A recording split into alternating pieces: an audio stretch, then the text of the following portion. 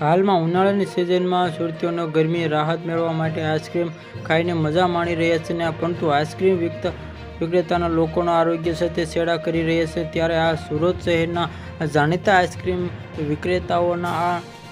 ત્યાં મનપા ફૂડ વિભાગ દ્વારા તારીખ 30 એપ્રિલના રોજ વિવિધ આઈસ્ક્રીમ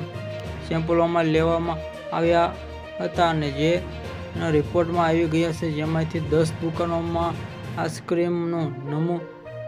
નમૂ ફેલ નીકળ્યા છે ને જેમાં પ્રખ્યાત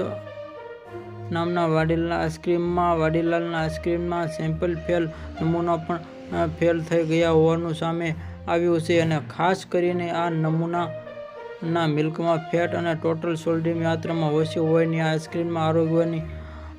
કોલેસ્ટ્રોલ વધી બ્રેસ્ટમાં હવાટારી અને બીમારી થઈ શકે છે અને સુરત શહેરમાં વિસ્તારમાં આઈસ્ક્રીમનું ઉત્પાદન સમગ્ર વેચાણ કરતી સંસ્થાઓના આ માસમાં ફૂડ વિભાગ ફૂડ સેલ્ફની ઓફિસમાં ધરાવતા તપાસ કરી રહ્યા છે અને નમૂનામાં લેવામાં આવ્યા હતા કે જો આ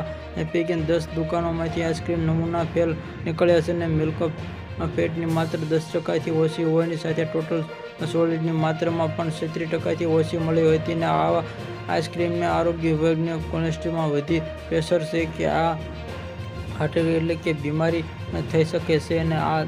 10 સંસ્થાઓમાંથી 83.5 કિલો જથ્થાનો નાશ કરાયો હતો અને આવા આઈસ્ક્રીમ ખાવાથી બેલ કોલેસ્ટ્રોલ વધે છે અને આરોગ્ય નિષ્ણાત જણાવ્યું મુજબ આ હલકી કક્ષાના આઈસ્ક્રીમ ખાવાથી સ્વાસ્થ્યમાં લાંબે ગાળા